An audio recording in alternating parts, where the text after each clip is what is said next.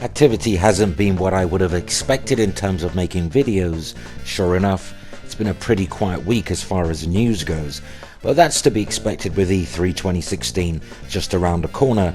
Game publishers are keeping their collective cards close to their chests.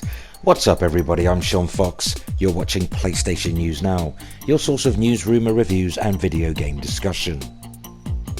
In today's news, the planned beta for Gran Turismo Sport has been cancelled in order for the game to launch this year, series creator Kazunori Yamauchi has told Video Gamer.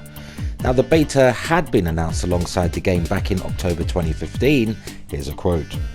"That's something that I'm very sorry about," said Yamauchi while talking about the beta. He went on to add, "In order to do a beta test, we have to make a gold master of the beta test code, and for us it actually takes as much effort to finish the real master code of the actual game." End of quote. Not only that, Videogamer.com has been pretty vocal regarding Gran Turismo Sport's visuals, already criticizing PlayStation 4's latest entry into the world-renowned racer. Here's a quote. "Well, I never thought I'd be saying this, the latest Gran Turismo at this stage at least isn't much of a looker. The playable build on show in London yesterday was riddled with technical issues from screen tearing, frame drops, noticeable lasing and poor texture filtering.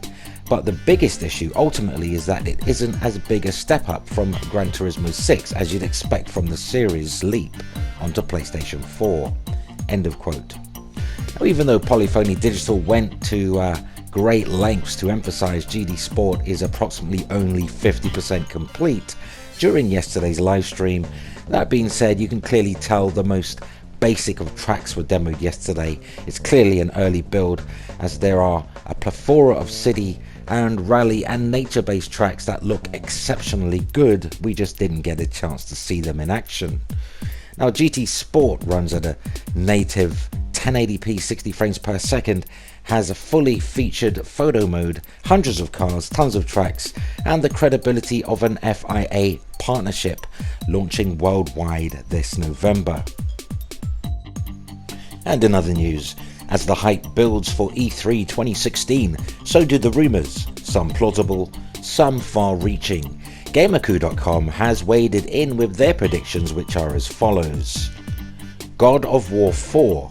Now, no new God of War game had been announced for a good few years. Sony did release a HD version of God of War 3 last year, but the last new game in the series, God of War Ascension, saw a release in early 2013. So why do we think an announcement will take place during E3? Well, not so long ago, a number of concept art appeared on NeoGAF featuring, among other things, a bearded Kratos, so stay tuned on that one. Then Remedy's Alan Wake 2. Ever since Alan Wake was released in 2010, fans have been asking for a sequel. Developer Remedy did listen and released Alan Wake's American Nightmare on the Xbox Arcade, but the game lacked the atmosphere present in the first game. It just was not what the fans had been asking for. However, recent rumours have it that Quantum Break released, Remedy is already preparing to reveal its next big game. Also, an unannounced project has been mentioned by several Remedy employees on their LinkedIn profiles. This could very well be Alan Wake 2.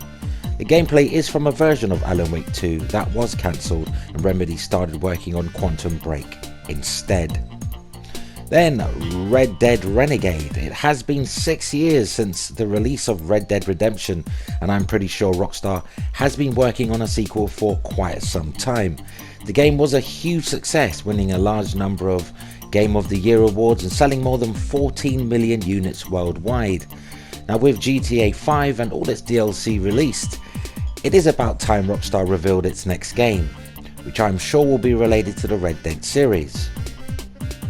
A map that allegedly showed Red Dead Redemption 2 was recently leaked by NeoGAF, and Rockstar's parent company have since confirmed that Red Dead Renegade is indeed a thing, with Take-Two who have said that they have something big planned for this year's E3. Then there's Resident Evil 7. We all know that Capcom is working on Resident Evil 7 and have been for quite some time, and we know that with the game the publisher is planning to take the series back to its survival horror roots. Capcom have even enlisted the help of ex-Kojima Productions employees who worked on the Project PT cancelled Silent Hill's demo, so things are looking promising for a true survival horror focused theme. Now, in recent years, the publisher has been releasing old Resident Evil games and has several re-releases planned for this year. Additionally, Capcom is currently developing Umbrella Corps, a fast-paced action game that is more Call of Duty than Resident Evil. Capcom revealed in a recent report that it is planning a full-scale offensive for the second half of the fiscal year. Now, we're pretty sure it includes Resident Evil 7, and E3 would be the perfect time to reveal it. And could it just be Crash Bandicoot Reboot, teased by Sony for years and more recently referenced in this year's biggest PlayStation 4 game? Could we finally see Crash at E3 2016, or are Sony trolling us to the very end? Also, special mentions go to Devil May Cry 5, an open-world Spider-Man game rumoured to be in development by Sony first-party studio Sucker Punch. Then there's Horizon new gameplay and a release date, and Detroit Become Human actual gameplay, The Last Guardian gameplay, Sony Ben's new IP said to be an open-world survival horror game, plus the grand reveal of Watch Dogs 2 and a new IP from Ubisoft.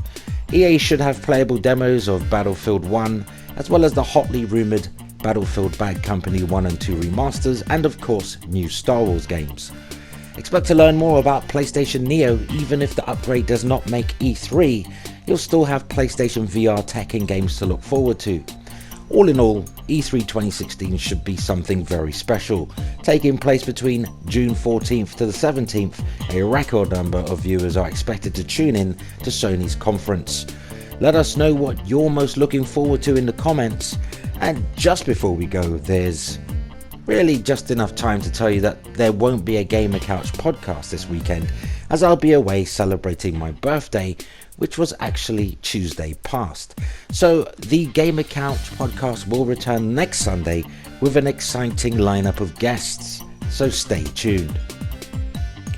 Bringing us to the end of another video. If you enjoyed the content, poke the like button, and thanks to everybody who shares our videos, helping us reach more PlayStation fans. We really couldn't do it without you. And subscribe for more PlayStation news, rumour and reviews. Until next time, play games, not corporations. Have a great weekend, and thanks for watching, everybody.